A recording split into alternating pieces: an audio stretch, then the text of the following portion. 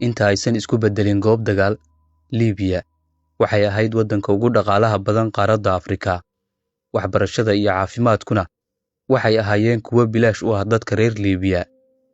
Waxyaabaha la yaab kale waxaa ka mid ahaa in xataa qofka guursadaha ay dowladdu siiso lacag 50,000 oo dollar ah, taas oo ahayd tallaabo dhiirigelinaysay guurka. Ma rumaysan kartid in Liibiya xataa ay ka dhaqaalo badneed waddamo Yurub ah.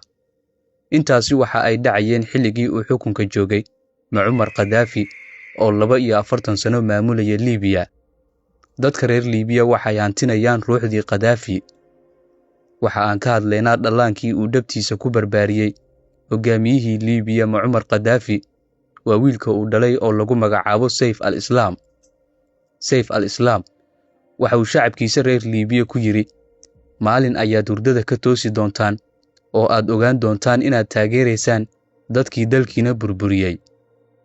Reer galbeedku waxay aaminsan yihiin in ciyaarta Liibiya dhammaatay, laakiin hubaal waan ka guulaysan doonaa insha Allahu tacaala.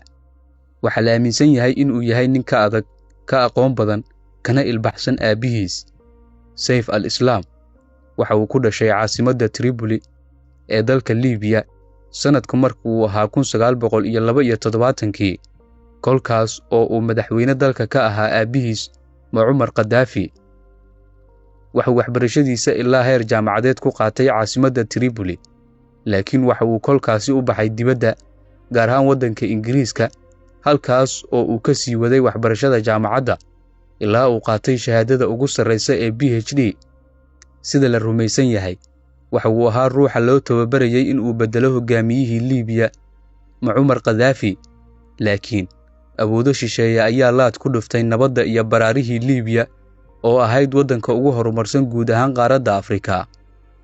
Markii la dilay Gaddafi oo ay burburtay dowladdii Liibiya ee xoogga badneyd, iyadoo reer galbeedku ay u adeegsanayaan dadkii reer Liibiya, waa goortii uu yiri Saif al-Islam, maalin ayaad hurdada ka toosi doontaan oo aad ogaan doontaan in aad taageeraysaan dadkii burburiyay dalkiina.